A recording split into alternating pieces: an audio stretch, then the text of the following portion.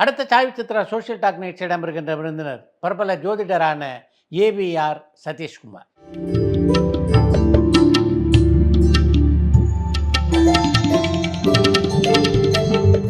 ஜோதிடத்துறையிலே 28 ஆண்டுகளாக ஈடுபட்டிருக்கின்ற ஏவிஆர் சதீஷ்குமார் பிரபல ஜோதிடரான நெல்லை வசந்தரிடம் 10 ஆண்டுகள் சிஷ்யனாக இருந்தவர்.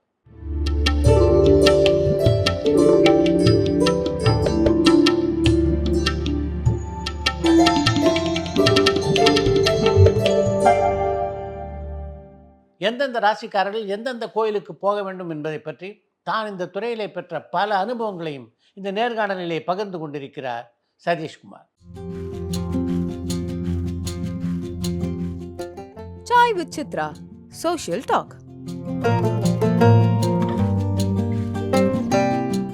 உங்களை பார்த்தா ஒரு ஐடி ஆஃபீஸர் மாதிரி இருக்கீங்க. எப்படி இந்த ஜோசிய துறையில் உங்களுக்கு நாட்டம் ஏற்பட்டது? உடைன்றது அவங்கவுங்க சௌகரியம் தானே தவிர மற்றபடி இதில் யார் எது வேணால் செய்யலாம். நெல்லை வசந்தனுடைய அணுகுமுறை புதுசாக இருந்ததா சொன்னீங்க.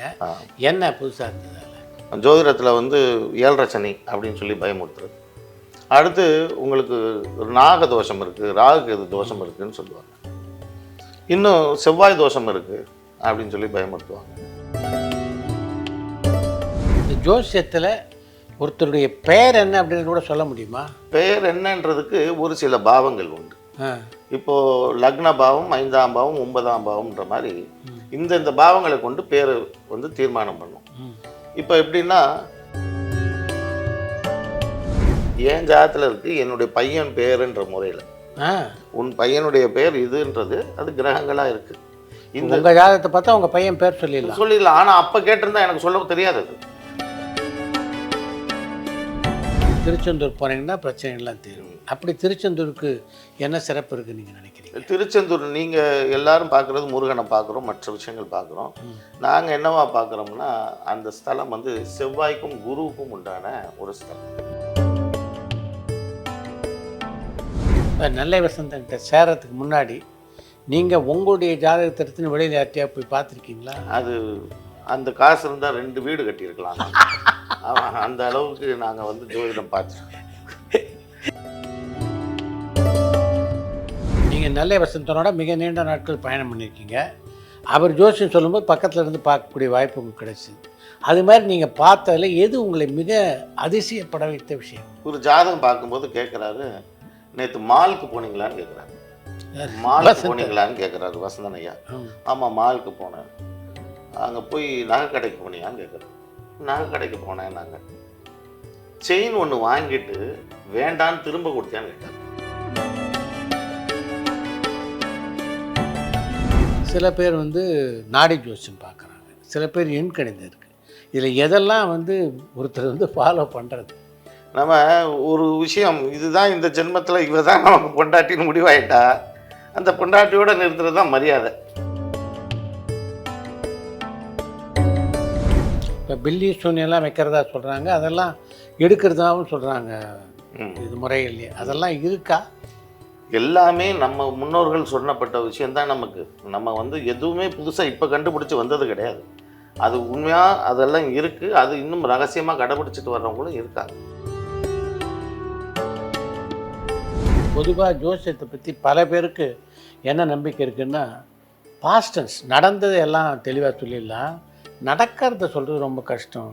ஜோதிடத்துக்கு என்ன சொல்லுவாங்கன்னா ப்ரெடிக்ஷன்ஸ் வாங்க இல்லையா? ஜோதிடத்தில் சொல்கிறது ப்ரெடிக்ஷன்ஸ்னால் யூகித்தல் அர்த்தம். ஆமாம், யூகிக்கின்ற என்ன, ஒரு அனுமானிக்கிறது, அவ்வளோதானே தவிர இது இந்த வகையாக இந்த கிரகங்கள் அமைவிருந்தால் இப்படி நடக்கும்னு யூகிச்சு சொல்லுறது தான். அவன் கடவுள் கிடையாது. ஜாதகத்தை பார்த்து என்னென்ன விஷயங்களை துல்லியமாக சொல்லலாம்? 12 கட்டம், 9 கிரகம், இதுதான் உங்கள் எல்லார் கண்ணுக்கும் தெரியும். அந்த 12 கட்டம் எதுக்காக போட்டிருக்கு? ஒவ்வொன்றும் நம்ம வாழ்வியல் அங்கத்தை சொல்லும். இப்போ நீங்கள் நெல்லை வசந்தன் தவிர பல ஜோசியரை பார்த்துருக்கீங்க. இதில் வந்து உங்களை மிரட்டின பேர் நிறைய பேர் சொன்னீங்க. அது மாதிரி உங்களை அதிசயிக்க வைத்த ஜோசியர்கள் யார் யார்? ஏன்னா அதிசயிக்க வச்ச பேர் வந்து 2 பேர் இருக்காங்க. ஒருத்தர் மதுரை பொன்னையா சொன்னாங்க. ஒரு பக்கம் வாக்கிய பஞ்சாங்க முறை இருக்குது, ஒரு பக்கம் திருக்கணித முறை இருக்குது. திருக்கணி வழி பார்த்தீங்கன்னா வாக்கியப்படி பார்த்தீங்கன்னா ராசியை கூட சில நேரத்தில் மாறுது. எதை தான் ஃபாலோ பண்ணுவாங்க சாதாரண மக்கள்? உங்கள் செருப்புக்கு ஏற்ற மாதிரியான காலை வந்து நீங்கள் தயவு செஞ்சு வெட்டிக்காதீங்க. உங்கள் காலுக்கு ஏற்ற மாதிரியான செருப்பாக பார்த்து வாங்கி போட்டுக்கோங்க. இந்த ஜோசியத்தை கற்றுக்கிறதுக்கு உங்களுக்கு எவ்வளோ நாட்கள் பிடித்தது? அது கற்றுக்கணும்னு கற்றுக்கல நான். அப்படின்னா நான் ஃபெயில் ஆயிருப்பேன். ஏன்னா நான் ஒழுங்காக படிக்க மாட்டேன். நீங்கள் ஜோசியம் தவிர வேறு ஏதாவது தொழில் ஈடுபட்டுருந்தீங்களா? நான் வந்து கான்ட்ராக்டாக இருக்கேன் சார். நான் வந்து இந்த மெட்ரோ வாட்டரில் வாட் போர்ட்லலாம் இந்த பாதாள சாக்கடை திட்டங்கள் நடக்குது இல்லையா? எத்தனை ஆண்டு காலமாக ஜோதிடத்தை வந்து பிரதானமாக வச்சுருக்கீங்க? அது வரைக்கும் ஜோதிடம் எல்லாருக்கும் பார்த்துட்டு இருந்தேனே தவிர. நீங்கள் ஜோசியர் வருவீங்கன்னு எந்த காலகட்டத்தில் இருக்கிறத நீங்கள் உணர்ந்தீங்களா? நான் உணர்ந்தது வரக்கூடாதுன்னு தான் உணர்ந்தேன்.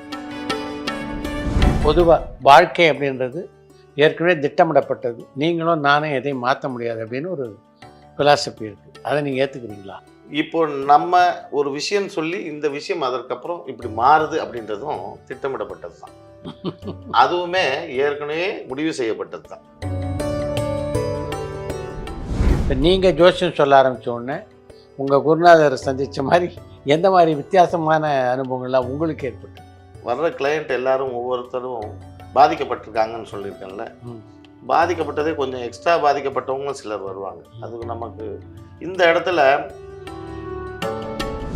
திருமணத்துக்கு முன்னாடி பொருத்தம் பார்த்து திருமணம் பண்ணுறது நல்லதுன்னு நினைக்கிறீங்களா, இல்லை நம்ம வந்து பிடிச்சி போச்சு அப்படின்னு திருமணம் பண்ணுறது பெட்டர்னு நினைக்கிறீங்க? அவங்க பிடிச்சிருச்சு அவ்வளோதான், அதனால கட்டி வைக்கிறோம் நம்ம நினச்சிக்கிறோம். அதுவுமே ப்ரீஃபிக்ஸ்டு தான். அதுவுமே ப்ரீஃபிக்ஸ்டு தான். இந்த பொண்ணு இன்னார கட்டணும் அப்படின்றது ப்ரீஃபிக்ஸ்டு தான். இந்த சனீஸ்வர பகவான் வந்து 8 சனி இப்படியெல்லாம் பல பிரச்சனை இருக்குது எல்லா ஜாதகத்துலையும்.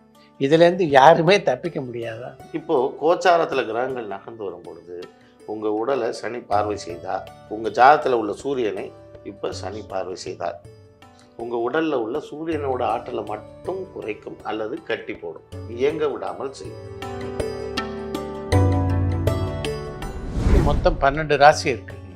இதில் எது சிறப்பான ராசி, எது கொஞ்சம் வந்து நீச்சமான ராசி அப்படின்னு சொல்லலாம்? அப்படி எதுவுமே கிடையாது சார். 12 ராசியும் 12 உயிர் தான். அப்படியா? இப்போ எனக்கு லக்னம், என்னுடைய பாதம்னு சொல்றது என் லக்னத்துக்கு 12வது வீடு. உங்ககிட்ட வித்தியாசம், அதாவது ஆம்பளைங்க மனிதர் வாழ்க்கையை தவிர நாய்கள் அது குழந்தை பிறக்குமா இதெல்லாம் கூட கேட்போம். வீட்டில் நாய் குட்டி போட்டு ப்ரெக்னென்ட் ஆகுது, எத்தனை குட்டி போடுங்க கொஞ்சம் பார்த்து சொல்லுங்க அப்படிம்பாங்க. நமக்கு இதெல்லாம் நிறைய இரிட்டேட் பண்ணுவாங்க. இன்னும் சார் பரிகாரம் சொன்னீங்க, அந்த பரிகாரத்தை போய் செய்ய போகணும்னு நினைக்கிறேன். ஆனால் போகவே முடியல சார். எப்போ போனாலும் அதுக்கு தடையாகவே இருக்குது.